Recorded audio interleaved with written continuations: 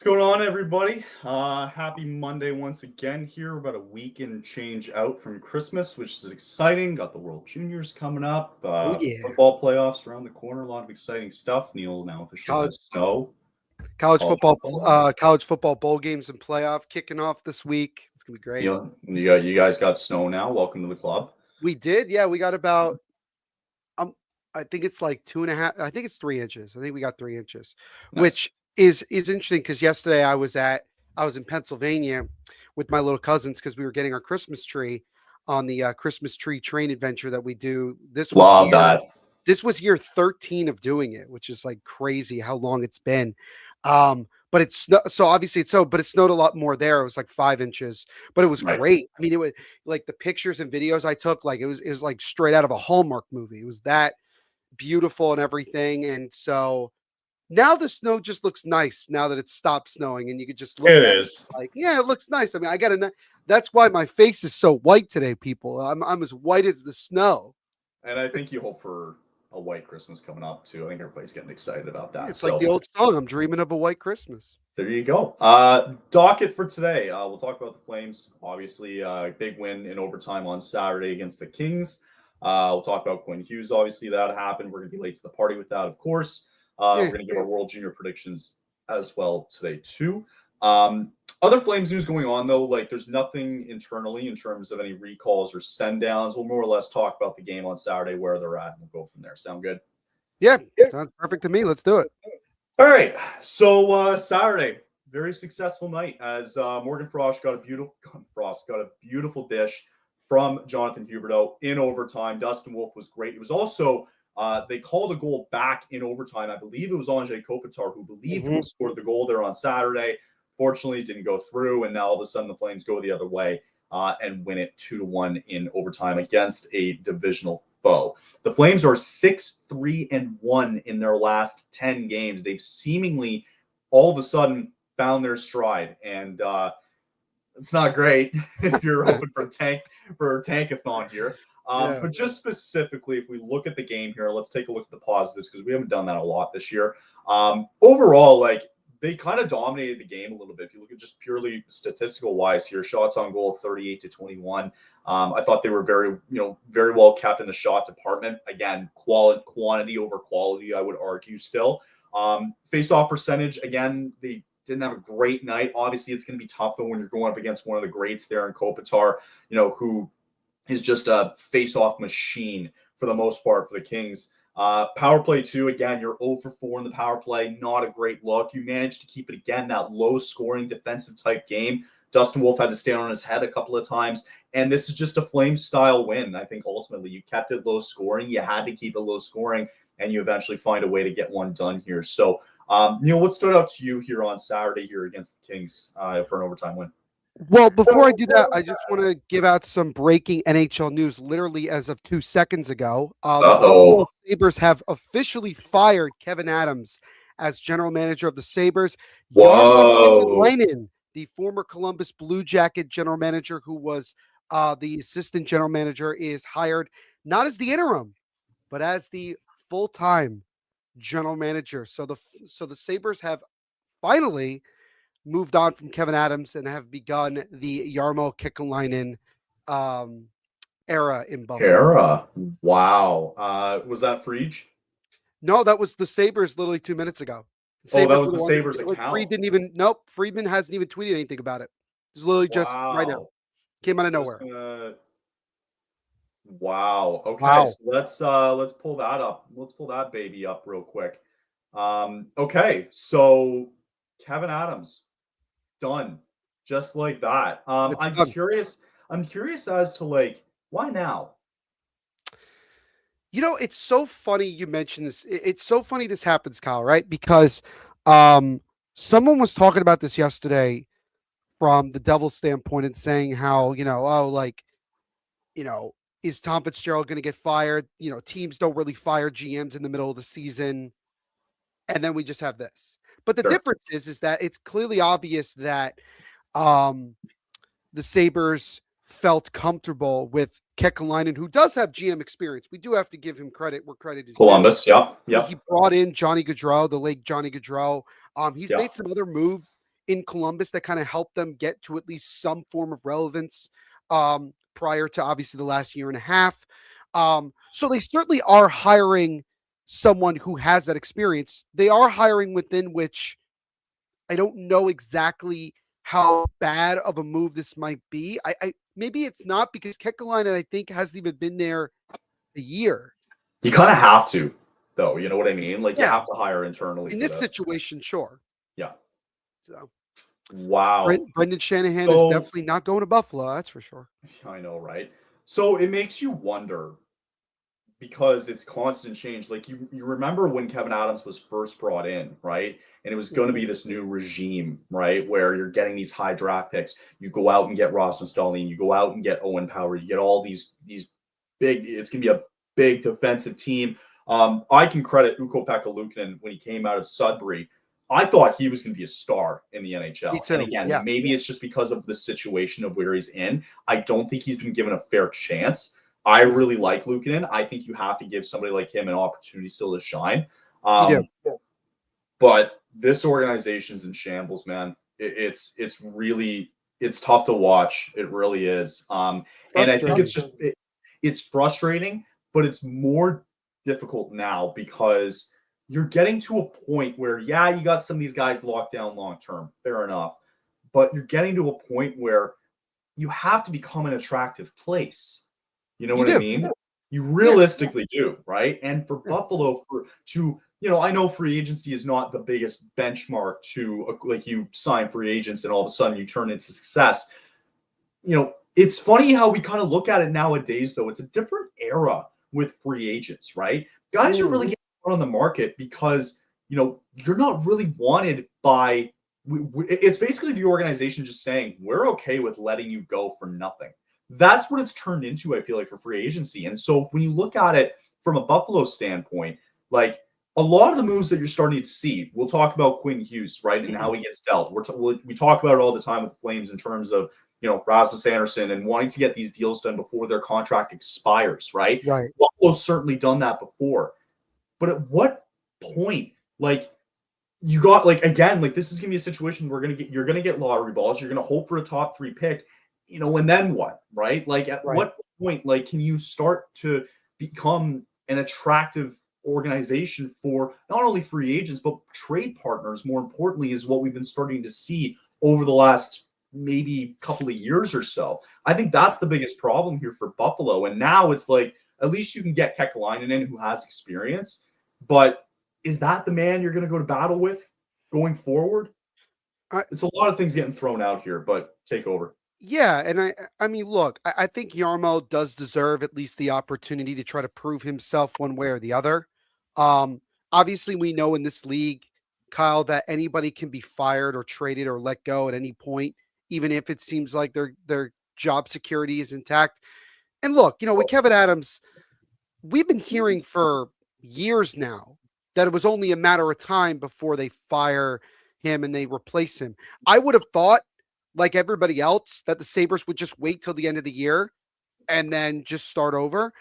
The other thing that's crazy about this, Kyle, in a really funny way, the Sabres have one of the longer winning streaks in the league right now. They've won 3 in a row. So the question that I have is that did somehow winning those 3 games ultimately affect how Kevin Adams was viewed by the organization? I know that might be a I stretch, I but it's disagree. So let me jump in. yeah, I disagree because it's something clearly that happened internally here over the last maybe couple of weeks, right? or a couple of days. This is not just something that dropped on them for the last 3 games. Yeah, It just so happened that they've been able to go on a tiny bit of a winning streak, sure. right? So this is something that's been brewing for a while now. Yeah. But like as a as you're going to go back onto the market, because who knows if Kekalainen stays, as the GM here. How are you going to make it enticing for other other general managers who are free agents out there to approach the Buffalo Sabres and be like, I want to do this? Hmm. I think it's going to be very difficult. I think that it's not impossible because there's definitely guys out there who would want to be motivated enough to tackle something like this. Absolutely. Yeah. but with the understanding that there's going to be patience that comes with this, right? And it sucks because, yeah, you mentioned the 3-game win streak here, and then you make the news. How does it make you feel in the locker room? We have a bit of positive news here, and then all of a sudden this gets dropped on you. So Yeah. it's hard to see. It's just difficult to see like the kind of direction the team's going to go in. And now you start to wonder with something like this that happens, what are the players really? What is Alex Tuck thinking? What's Tage Thompson thinking? Right? It's I not going think to be long. yeah, I think it would be better for Kekalainen. This is just my opinion. It might be better off to really start considering the assets that you do have and really start to look to maybe move some of them because I think you bring up a very good point. You see your general manager getting fired and you know that you're partially to blame for that. Right. Obviously, you're going to take it personally.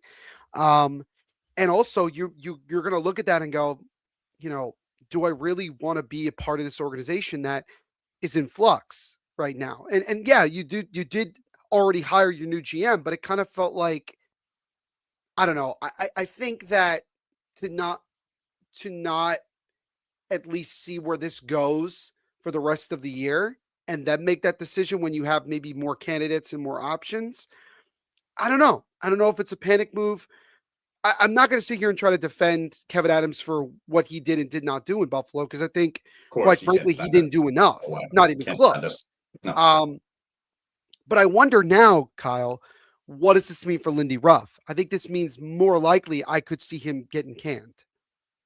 He shouldn't have been coached in the first place. Like, if we're Right being after honest, his again, stint in New like, Jersey and what ended up ultimately happening at the end there, I felt like it kind of sent a message to the rest of the league that while Lindy is going to go down as a great head coach in NHL history, the man, the game has passed him by.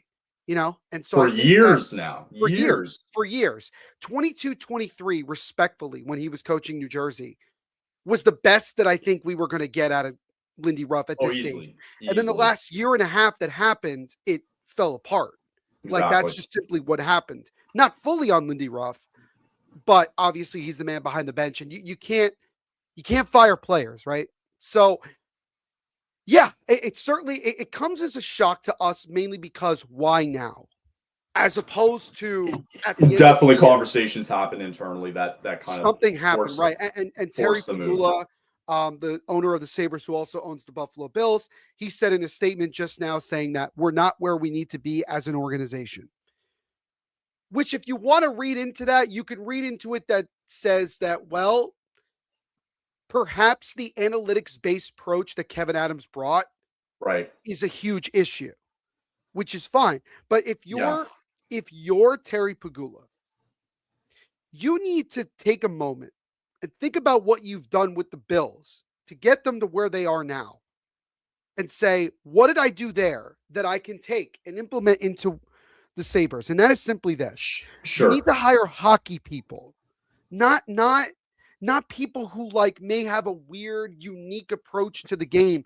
Guys that understand what needs to be done in order Right. to get to where you want to be. Right. Is Kekalainen that guy? The jury's out on him. It's hard to really figure that out. But this happened. So, Yeah. I new mean, era and at Buffalo. I think last thing, I think like Sabres fans know it. Like, they want Ugula gone. Like, sell the team, right? Right, Because you can't look at this and go, there's so much focus being put on the Bills here, and rightfully so, right? right, But also too, with the ownership of both teams, you know where the money's coming from. You know right. where the revenue's getting generated from, right? You know Yep. it's not coming from the Sabres here. And it's like, why am I wasting my time when all of a sudden the Bills are getting ready for a playoff run here? So I just feel bad for Sabres fans in that sense. I know it's a different situation with like our ownership group compared to the Sabres ownership group because you have somebody there that clearly gives more shits about the Bills than they do the Sabres. And I think that's Right, tough, but you also hit the nail on the head too. Like, you need to hire hockey people right,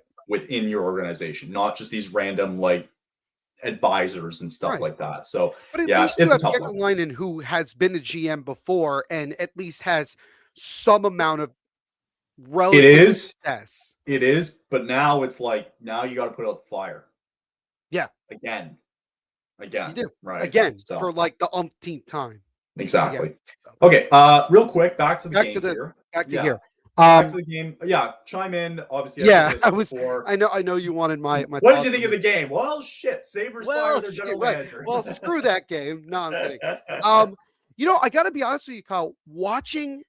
Um watching a replay of this game, I was kind of impressed with how much I felt like the Flames kind of dictated play. I felt like they kind of came out the gate and wanted to kind of, get things going right away. And ultimately, yeah, they gave up, the first goal, but it is what it is. I thought, like you said, Dustin Wolf was Dustin Wolf. And that's what, at the end of the day, we want him to be. And that was important for him to get going. And I think overall, the Flames definitely deserve the 2 points. I don't think there was a situation where I'm going to sit here and say they got lucky to get that second point. No, I think ultimately they deserved the right fake that they got. Um, Blake Coleman is low key trying to up his value right now. He Works for got, me. yeah, I mean, right. He's almost up to 10 goals, which I think for a lot of teams who might be looking for bottom six help, a guy who is, I think, very likely going to end up double digits in goals. Yeah, I think that says something. And you bet. ultimately, the Flames have gotten themselves into a really weird position, right? You're 8-3-1 in your last 12. You've clearly been one of the better teams in the league in the last month, which is insane to think about considering everything that had gone on at the first month and a half. Right. Here's the thing, though. Absolutely, totally agree. They have Yeah. been over the past, was it, sorry, 12 games. They're 8-3, 8-3-1 in their last 8-3, 12. 8-3, Yep. 1 in their last 12. You're still in 30th. Yeah, I know. That's the problem. Yeah. You dug yourself such a ginormous hole that you go on a nice 8-3-1 streak here, Yep. and you're still in 30th. You're still 3 points ahead of the Canucks, who have a game in hand, and the Mm-hmm. Predators, who have 2 games in hand, and they're 2 points behind you. So all goes well here. You're still sitting in dead last, basically. Yep. Yep. So great, but let's bring it back down again, okay? Sure. Because they dug themselves such a big hole, right? I think the funny thing, though, and the crazy thing, though, is the difference between in like 5 points makes the difference here, right? Yes. Literally, legitimately 5 points, right? Mm-hmm.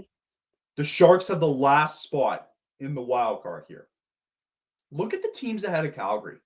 Just purely, just like, I'm not advocating here for them to get in, but just look at the teams ahead of them.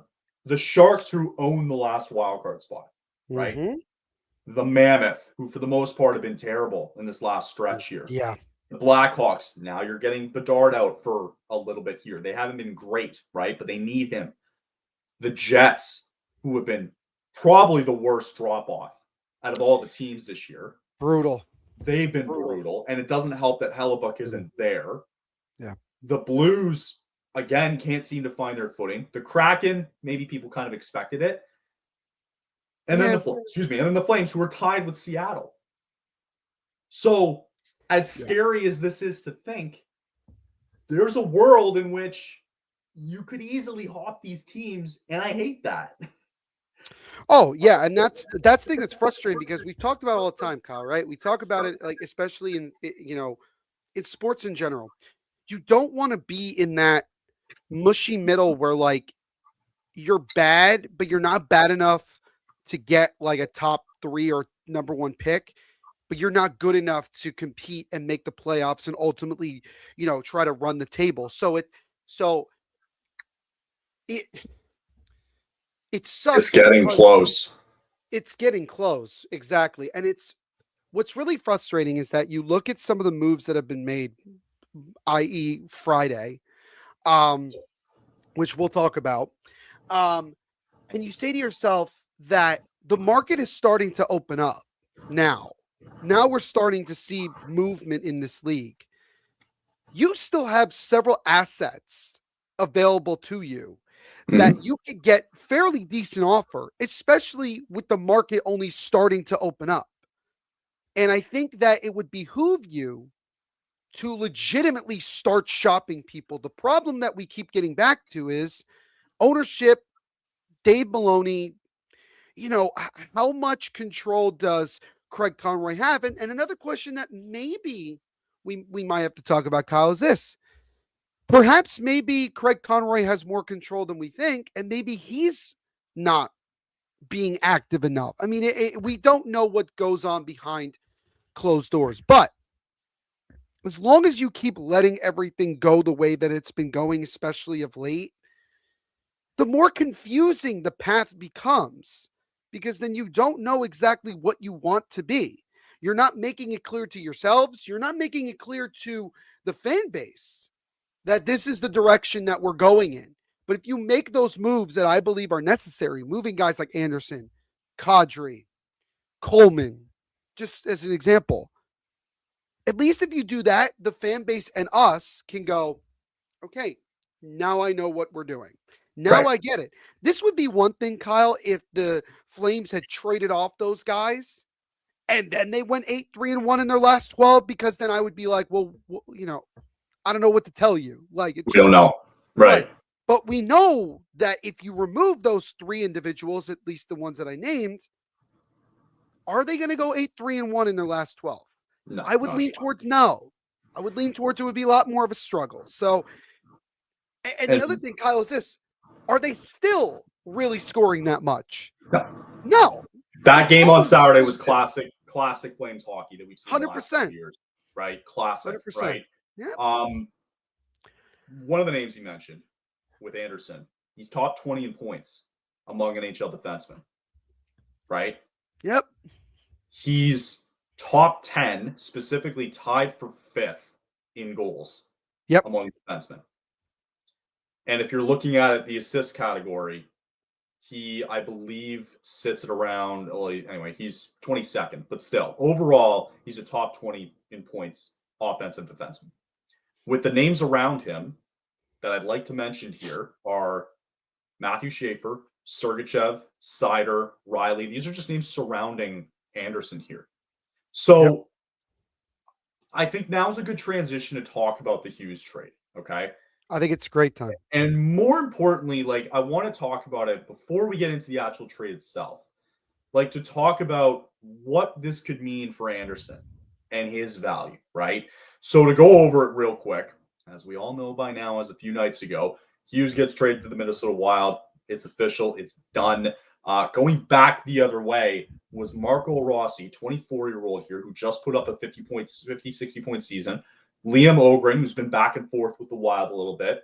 Zeev Byam, who's going to be a stud, I think, in my eyes. And already had himself a hell of a game for Vancouver yesterday. You bet.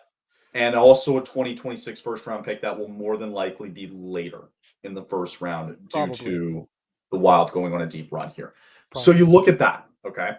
Mm-hmm. Quinn Hughes, top 2 defenseman in the NHL, right? Yep. Top 3, easily. Top 3, without question. Okay. Yeah. So you look at that. Clearly, the Wild made an aggressive move because they want to win now. They believe that was the missing piece, right? Don't and blame maybe them. they add more, right? Yeah. You got to think that that's the benchmark. And now you look at it with Anderson. I understand it's nowhere near close to what Quinn Hughes is, but with Anderson, hey, he's top 20 in points here. He's tied for 5th in goals for a defenseman, right? Somebody's going to fetch something here. So the way that I see it, I'm with you. And fight back on me this if you want. Sure. Is just by looking at the assets that were acquired. I believe it's going to take a first-round pick, which, whatever, if it's later on, I think that's fine. I wouldn't necessarily include it, but that's just me. Yep. It's going to take a first-round pick.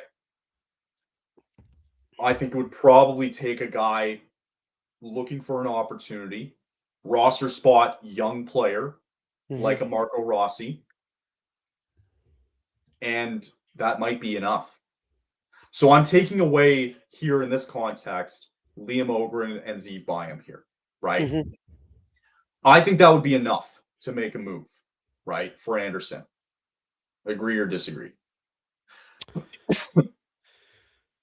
I think it's I'll be honest. I think it's a bit of a stretch in terms of that same value, but I will say this.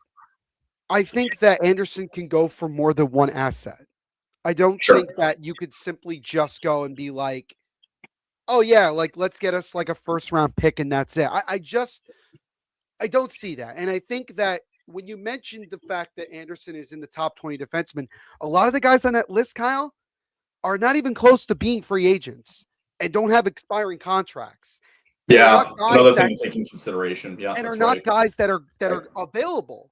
So the Right. question that you have to come to is this: how much longer can you afford to let this go before you do something? Because I want to point out something, Kyle, especially this week, that I think is really fascinating. Shoot. The NHL roster freeze that everybody knows about. It Oh. starts this Friday, the 19th, and goes until the 28th. So that is 9 days. 9 days? Yeah, I have that right. 9 days. 9 days. Okay. I'm not just talking about it from Calgary's perspective, I'm talking about it throughout Everybody. the league. If Mm. you're going to make a move, I feel like this is the week to do it, considering the fact, and I get it. I get it also. We have the Olympic break, in theory, coming up. Genuine question here. During the Olympic break, is there a Sure. roster freeze as well? I don't know. I'll look that up. I'm I'll look that up. curious. I don't know. Like, are you allowed to still I'll make look some it up moves while the because I'm guys are on the curious. Olympic break? Curious to I, see that. I'd like to see that too. But I'm just saying that if you are going to make a move, I'm talking to everybody. Sure. This might be the week to do it. Just because also, right? Right. We don't know where Anderson's going to be by the time we get to the Olympic break. Mhm. And if there's a roster freeze, and God forbid, let's just hope this doesn't happen in general, but let's Sure. say he gets hurt, how Nightmare. much of a oh no moment is that in terms of the Flames trying to get something? Nightmare. Be And I think nightmare that there are scenario. teams out there, Kyle. I would venture a guess Yeah. that there are teams out there that would be looking to try to acquire someone like an Anderson. I agree. I'll give you the same team that we have talked about ad nauseum, and that's Vegas. Because Vegas actually, if we're going to believe the reports we heard, actually did try to acquire Quinn Hughes. I just That don't doesn't think it was ever going surprise. to happen. Doesn't it surprise anybody? It doesn't surprise.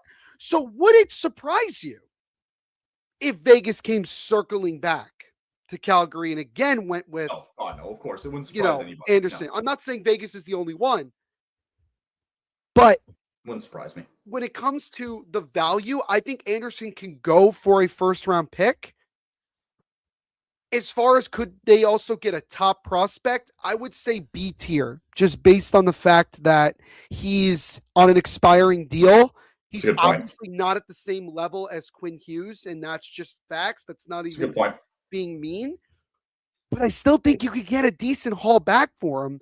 And now that Quinn Hughes got traded, which, we can all stop worrying about that and move on with our lives, Sure. the market has been set. And now you start from there and work your way down. And it's Pretty not much. just for defensemen either, Kyle. I would say in general with players, it's a good place to at least start, work your way down, and Yeah. go from there. So I think yeah. the crazy thing is nobody expected it to happen now, right? Like maybe closer to the trade deadline, I could have seen this, but the fact that it happened now was just Well, staggering. there was so right? much noise, I think, last week, just all the reporting we were hearing. But now this is kind of nice because Yeah. now teams are going to get desperate. They're going to go, shit, the Wild Shit. are all of a sudden here, right? Look at those three teams in the Central. Makes Just Colorado forget. wonder. Makes Dallas wonder all of a sudden. Do the Jets have to find a way back in all of a sudden? It makes them wonder a little bit, right? Well, I mean, you got bigger things to worry about here. Makes Vegas wonder, do we got to run into this team all of a sudden now in the Western Final? So I think it's more understanding he's on an expiring deal. It opens it up more here simply by the fact that I'm in my heart of heart, I really believe that he's going to end up a Dallas Star. I think Dallas is going to push. I think they're going to push, and I think they're ultimately they're going to have to go through Minnesota, right? At some point, right? Whether it be throughout the regular season here, jockeying to get above them in position, not necessarily Minnesota facing them as a team, you might end up having, if Colorado continues to ascend the way they are and the way they have been, you might have to run into them in the first round. I think Dallas probably needs to match that, right? And I think they would directly look at us, right? Yeah. And I think there's been conversations around that. My question is are the Flames going to be willing to be like, all right, I guess we're going to take another first round pick? I would lean towards no. I think at some point you want some good prospects down the pipeline and you wonder what that could look like. But, at the end of the day, you just need to make it worth it here. Do you package it maybe with a Blake Coleman who's going to give you veteran playoff experience as well, too? I don't know. Send him to his home state, too. That's the thing. You could package something up here. I really, really think this is pure speculation and hypothesis here, but I think Dallas is going to become a big player here soon because now there's the fear that because Dallas has appeared in the Western Conference Final the last 2 years, all of a sudden the Wild are going, we're here. And they don't have and they don't have Tyler Seguin for the rest of the year, unfortunately. Bingo.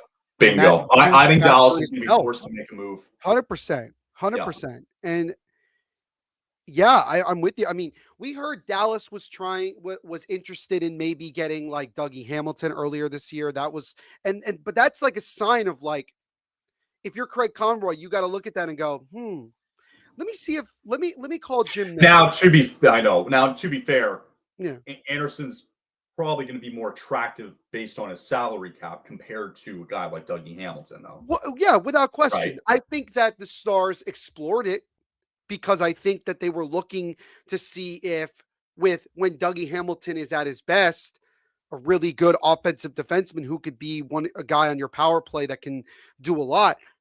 Anderson can bring a little bit of scoring, but I don't think that Dallas would necessarily get him because of that. I think that they would get him to load up that team and be ready to go. And I think that that's really what it comes down to. And for Jim Nill, we know the kind of aggressiveness that he can make. I mean, look what he just did last year to get Mikko Rantanen. Now, another thing to add on to that is Dallas was able to make that move because of their drafting and developing, because of guys like Logan Stankoven. So if you're Calgary, I would look to their prospect pool. I would look and try to get something from that. And again, if you can package, if they're interested, if you could package a Blake Coleman as well, right? I mean, that ups the value as well. And all of a sudden you're going from getting a pick and maybe a B-tier prospect to a pick, and maybe you get one of their top 5, guys that you can potentially build upon. But that kind of goes down to the whole saying that it takes 2 to tango. Correct. And you'd really have to see where things go. I would not be surprised. I'm telling you, I think that there will be several trades that happen this week because of the roster freeze for the next 9 days after that. I really do think that teams are going to start loading up, especially when you just saw what Minnesota did and making a statement that says, we're here to play. I couldn't agree more. Minnesota can't even get out of the first round. There's a lot of things happening, and I agree. I think with the roster freeze coming up on Monday, the 22nd, if I'm 100%. correct. There's definitely going to be some noise coming up here. And, I mean, at that point with the roster freeze, like, you're going to be entering the new year, right? And specifically with the team, it's like, you're still, you were 8-3-1 in your last 12. Obviously, you still have to play this week, but you're still at the bottom. You're still at the bottom, man. I don't care how many points out you are. So it's like, look what the Canucks are doing. Do that. And immediately when that Hughes trade happened, the first thing I thought of was, should have done it last year with Anderson. Should have done it last year. Should have sold him. Should have sold him last year, man. It's frustrating. To answer your question, you did have a question before. There is no roster freeze for the Olympic break. So teams can make deals. Because you have to remember also, teams are going to get back to practice before the Olympics are done.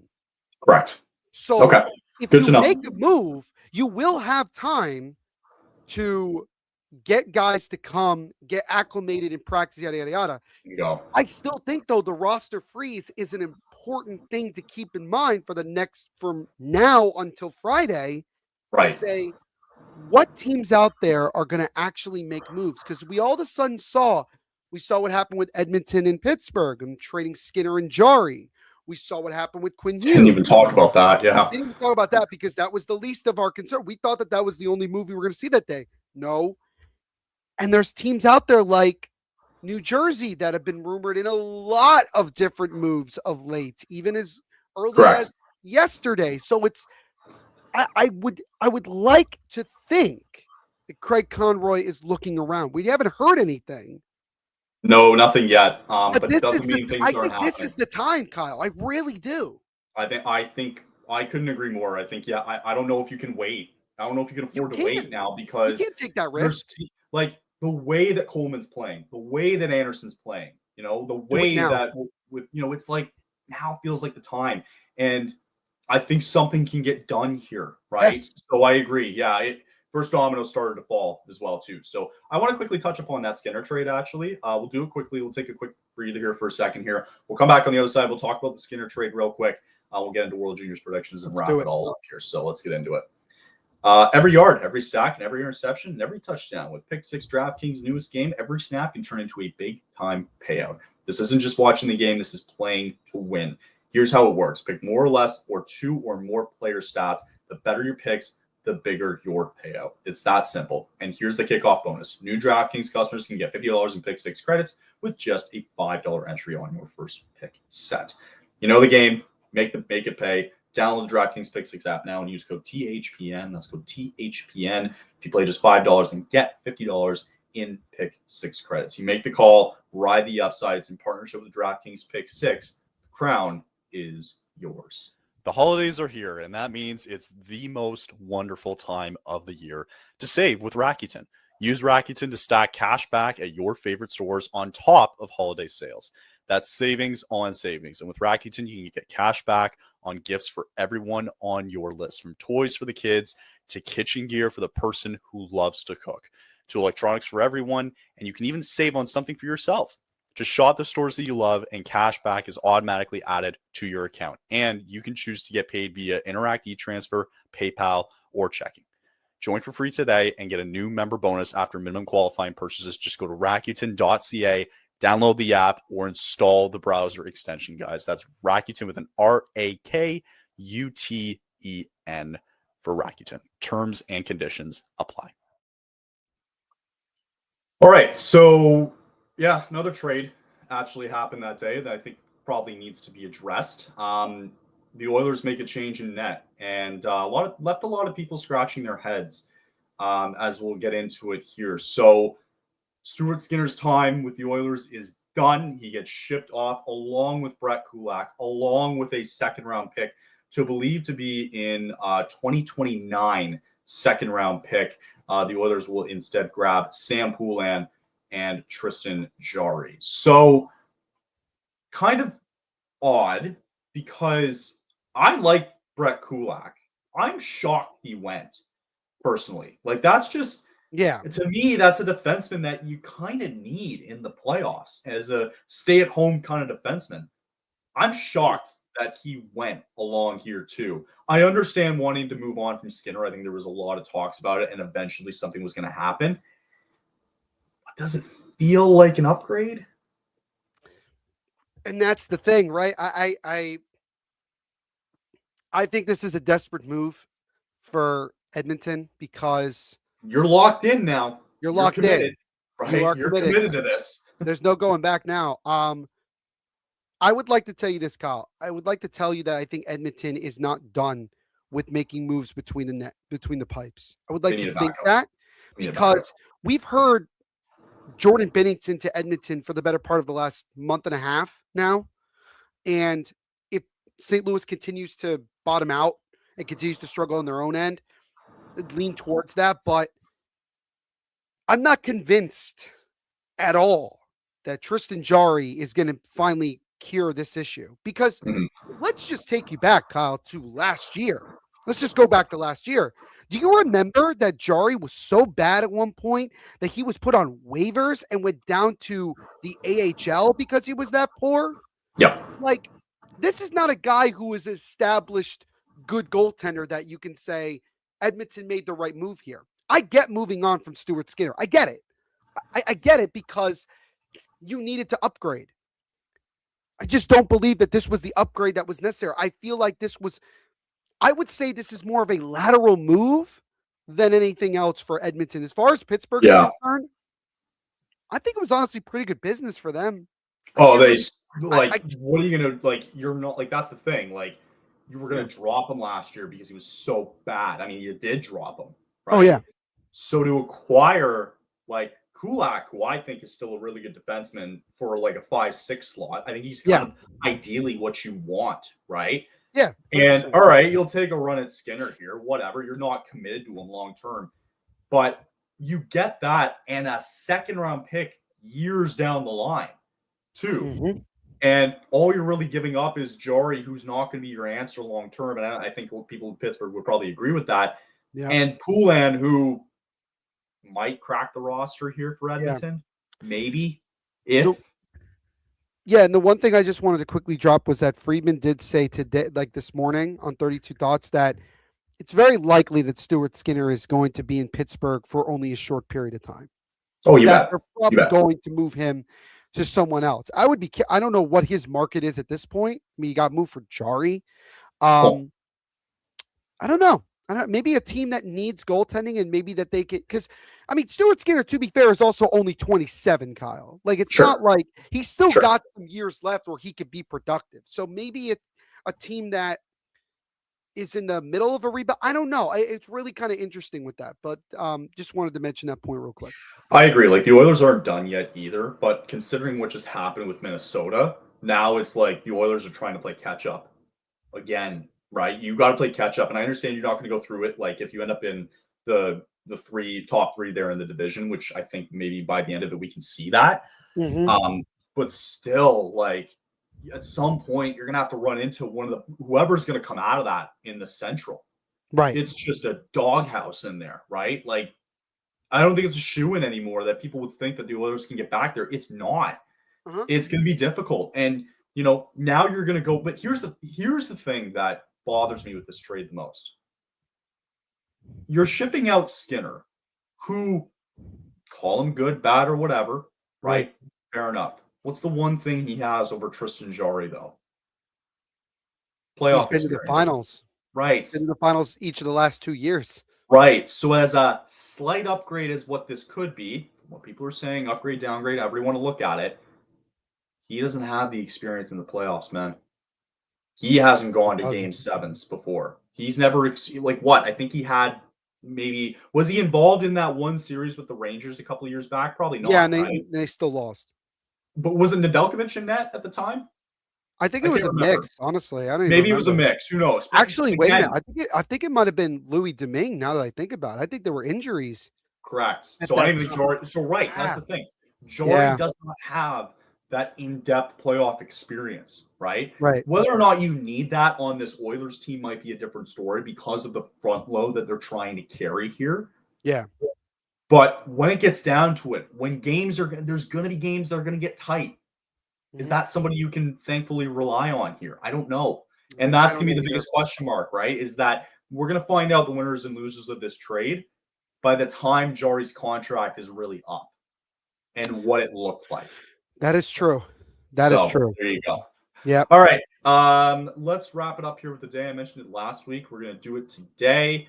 World Junior predictions coming up as the tournament will get underway on Boxing Day next week. We got no episode next week, so we're going to do some predictions today. So with our good friends here at DraftKings, let's take a look and see what you know that sports betting has evolved, Kyle, when we have odds for World Junior hockey.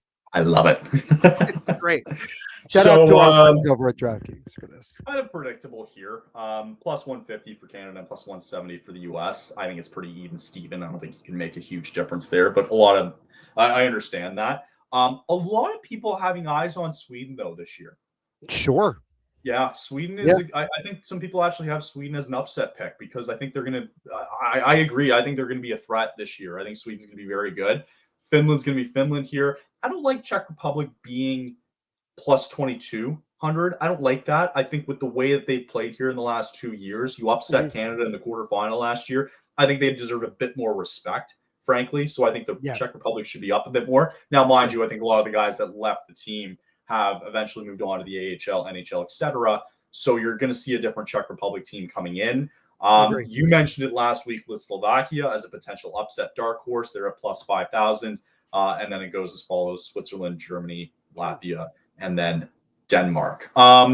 So before we'll dive into gold medal winners and all that. First predictions, what I want to see here is from both groups that we saw, any potential upsets that you foresee. And for if you need a refresher here, the US are going to be in a group with Sweden. They're going to be in a group with Slovakia. They're going to be in a group with, I believe, Germany and I believe Denmark in that group. On the other side of the coin, Canada is going to have to deal with Finland, Czech Republic, Switzerland, and Latvia.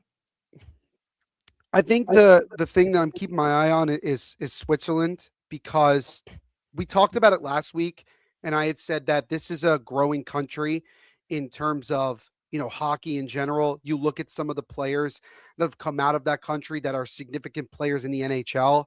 I mean, Nino Niederreiter stands out, Nico Hischier, Timo Meier, Kevin Fiala, guys like that, that are significant players on the teams they play. And Switzerland has also put up better and better fights over the years, playing in World Juniors, World Championships as well. And I'm really curious to see how they perform in the Olympics, because I know that this is another big year for them.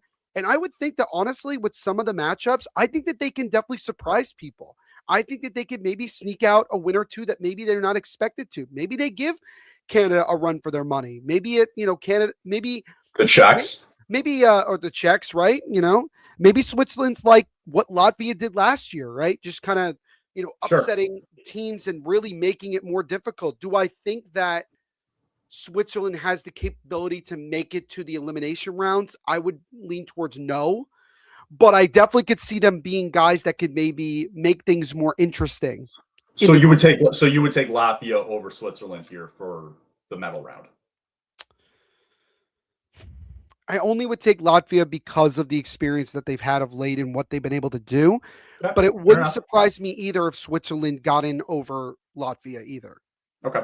So the way that I see it breaking down, I should give my upset here. I liked what you said last week about Slovakia. I could see them going in, and I think they'll probably end up realistically finishing in third here.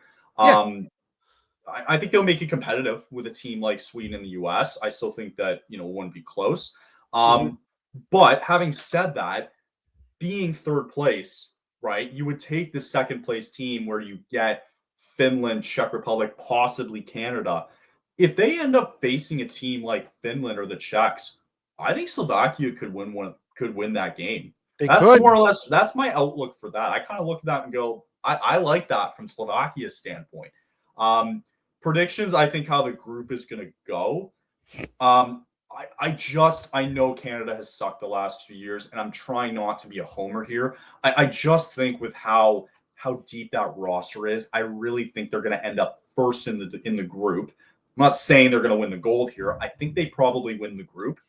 I like Finland. I like finishing second place for Finland.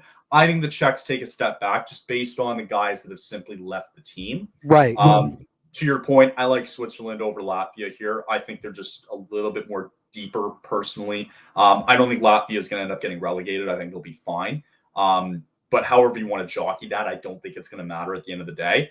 I think the Americans win the second group in Group B. I think they win that no problem. I think all you have to do is take care of Sweden and you're good. I think what a lot of people's predictions would be. Sure. I like the U.S. over Sweden. Again, I like Slovakia finishing in third. Denmark being a new team coming in, don't really see a whole lot from that. So I'll throw Germany in just as a default. They're finishing in fourth place in that group. Oh yeah, I so think that's the way I have it. Yeah, and I think that honestly, Kyle, I think that we're in for a lot more competitive games than we saw last year. Because I Yes. think that you mentioned teams like the Czech Republic that maybe take a little bit of a step back. So I think you're starting to see some movement here where lower tier teams, like I mentioned before, are starting to get more guys in that are playing and are uber talented and can really gel together. And it'll be interesting. It'll be really interesting to see how this all goes down. So I if and before you give your prediction, sorry, I just wanted to point out from mine there, and I'll lay it out for you too after you make yours. If it looked the way that I portrayed it, it would be Canada, Germany in the middle round, US, Switzerland, Finland, Slovakia, Sweden, and the Czech Republic. So if you do so, please give me your group standings. All right. So I need to physically bring up the standings just because like otherwise I Sure. can actually isn't it God, I simpler? hope I got those teams right in the groups too, Right. because I'm like Let kind of me blindly looking at I'm gonna bring up the table just so that we're clear on this because it. Okay. I don't want to figure this out. I don't want to be wrong here when we later on. I really don't like how the IIHF's website is. I think it's awful. That's so Um, bad. there's so many ads that I can't keep up with what exactly is going on. So Bring it let up me too, look actually. at I don't know why I can't find it. Never mind. I found it. All right, we're good. Okay, so we'll start with which one do you want to start with, A or B? Whatever your heart desires. Fantastic. All right, so we'll start. I'm going to go from bottom to top. That's how I'm going Okay. to roll with it here. So with Group A, which I believe is USA, Sweden, Slovakia, Switzerland, and Germany. Is what I'm reading here. That is confirmed. Then Group B again is Finland, Czechia, Canada, Latvia, Denmark. Just so that Oh, it's yeah, Latvia. Oh, okay, so I yeah, completely butchered that. I'm gonna have to that's redo why that. it's important to look it up. Yeah, Um, thank you. so I butchered that completely. you're good. You're good. So the way that I look at it is I'm going to go with Germany in last. That's going to be, I don't know if that's a surprise to some, but I'll put Germany last. I'm going to put Switzerland at fourth, Slovakia third, Sweden second, and the United States first. That's my Group A Okay. prediction. Group A. Okay. Now, this is where things get interesting. For Group B, I'm going to put Denmark last. Okay. I'm going to put I'm going to put Czechia in fourth, Latvia third, Finland second, Canada first. That is my Group B predictions for So today. you've got Latvia over the Czechs. I do because again, Wow. what I said before about how. Also, keep in mind, Kyle, the majority, I think like 95% of the team that we saw last year is on the team again this year. And And I sorry, think sorry, refresh me. You had the US finishing first in their group, correct. and Sweden, I had and USA, then Sweden, Slovakia, Switzerland, Germany.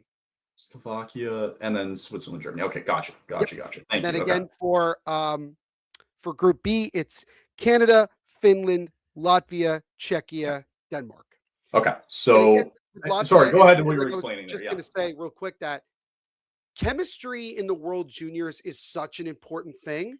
And I think if you're able to bring back a lot of guys that played together before and played Right. together at a stage like that, I think that ultimately gives you an advantage. And look at that Latvian goaltender last year, right? True. I mean, he was phenomenal. I think he's on the roster again, if I'm not mistaken. I might have butchered that, but Okay. I So, don't know. I just think that Latvia is going to be better than people think that they're going to be. so the way that you have yours stacked up is for the medal round, you have the US and the Czech Republic. You got Sweden, Latvia, Slovakia, Finland, Switzerland, and Canada. So I'll read you my predictions afterwards. Let's go through yours I real didn't. I quick. had Czechia in fourth, by the way. Yes, so I have them fourth, and you had the US finishing first. So that's why I Yep. have that. Yeah, Sorry. perfect. Okay, so assuming here you have the US winning, Yep. right? You would Mhm. have the US probably winning. Yep. Sweden, Latvia. I would take Sweden, Take unfortunately, but I Sweden. would take. Okay. Yep. Mhm. Okay, take Sweden. Slovakia, Finland. Slovakia. Slovakia. Take Okay, Slovakia. interesting. Yep. Mhm. So Slovakia then would be playing the US then in the semis. Correct. And then Canada, Switzerland. Canada. Canada. So Canada and Sweden would be in the semis. So let's go USA, Slovakia. USA, Okay. USA, or sorry, Sweden and then Canada in the other semi. Canada, Canada. Okay. Bronze, Sweden, Slovakia. Who you got? Slovakia. Wow. I like it. Geez, Louise. Okay. Shades So of he's got shades of the 20, what was it, 2020? Oh, what was the last Olympics? I'm just trying to remember here. 2020. 20, sorry, what are we in? 2025. So 2021 would have been the last Right. Olympics. Yeah. When Slovakia literally did the same thing to Sweden in the bronze medal game in that year. So I think Okay. that, yeah. All right. Gold medal game, US, Canada. What do you got? I have to go with the defending champions. I mean, being in a, I and like it being bias, on home ice. right, and biased aside, I mean, this is still a very talented United States team, and I think Yep. that they have the capabilities with some of the guys from last year's team coming back, guys like Teddy Stiga. I think they have the ability to do it. James Hagens, I'm really excited to see what he can do. Overall, I think that's a really strong team. But don't get me wrong, Canada's loaded. We talked about it last week. Canada is loaded and ready to go. Yeah. Pissed I think, off. yeah, and pissed off, which is a good combination to have going into this. But Right. I still think also it being on home ice, I think the U.S. is gonna have an advantage. I think ultimately they're gonna find a way to win. Okay. I'll retry that again because that was a mistake on my end. Yeah, So yeah, I'll and I'll quickly help you go out if through you it. need it. I'll quickly go through Group A. Yep. I'm staying in the same boat here. I think the U.S. get Group A to win it there. I think Sweden finishes second place. I Okay. like Slovakia still in third place, which I have. I agree. Germany will probably finish in last, so I will choose Switzerland to go finish in fourth. And kind of stays the same there for the Canadians. So I've got Canada finishing in first there. I still like Finland, so I'm going to say Finland ends up finishing in second. I got the Czechs finishing in third. I don't know if there's going to be a major upset here. I find in this tournament. I think Latvia still finds their way in though. I like Latvia to finish in fourth place there. Not to say that Latvia wouldn't win in like overtime or something like that to the Czechs, but I think just based on points and the way that it's distributed, I think Latvia still finds a way to finish fourth and Denmark in fifth. And for what it's worth for relegation, I'll take Germany over Denmark. Fair enough. Okay. You had, I believe, Denmark and Germany as well. Yep. Relegation. Yeah. Who would win for you? Oh, that's tough. Okay, I'll come back to that. I'll come back. Yeah, give me a minute. I'll roll through my quarterfinals. Keep going with that. Yeah. Yeah, so the U.S. would spank Latvia. That's what I would have there. Sweden, Czech Republic. I like Sweden there. Slovakia, Finland. I got to go against Slovakia here. I think the Finns would probably find a way to win here. I think it's going to be Finland, U.S. I think it's going to be a very generic semifinal this year where the four teams you expect to be there, I think they're going to get there. So I think it's going to be Finland there, and then Canada's going to beat the pants off of Switzerland, hopefully. So that means USA, Finland. I agree. I think the U.S. find a way back to the gold medal game.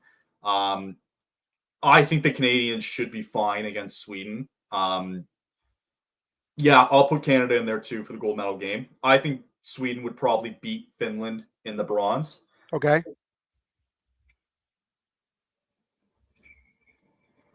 I agree. I got to take the U.S. here. Really? I do. Really? I think you were hyping up the I Canadians was. last week. I just think that home ice is going to be like now, like it being in Minnesota. All of a sudden, they get Quinn Hughes. They're going to be rocking and rolling here for the U.S. coming in here. Oh yeah. Jaxall Center. Yep. I just think home ice being in the U.S. this year is such a difference maker. I really, really believe that. I just can't see them not walking away with this. I agree. Canada for me is loaded enough to get to the gold medal game. But all of a sudden it comes down to one game here. I think there's going to be a lot of pressure on these Canadians, and you're in their barn. It's a tough ask. It's going to be a really tough ask, I think, for these Canadians. Don't get me wrong. I think it's going to come down to the wire. I just think the Americans are going to find a way here on home ice. So as much as I hate to say it, I think the U.S. find a way to win gold again this year. All right. Well, I hope. Prove me wrong, bitches. Prove me wrong. I hope for my sake, I hope you're right about that, and we'll see it. But nonetheless, it's a really fun time. And again, it makes it extra special knowing that a month later we're going to be dealing with the Olympics potentially. It's a good tune-up for it. I'll tell you It's that a good much. tune-up. It's a good excitement. And hopefully the players can show I up will as say well. respectfully, I would take the U.S. losing in the gold medal game if it meant they find a way to win in the Olympics. Win the Olympics for sure. Respectfully, yeah. Do you think with the ice difference here, it being 3-4 feet shorter and looking very strange, just looking at the arena, It looks like crap. do you think there would be an asterisk for anybody who wins the gold this year at the Olympics? No. I guess not.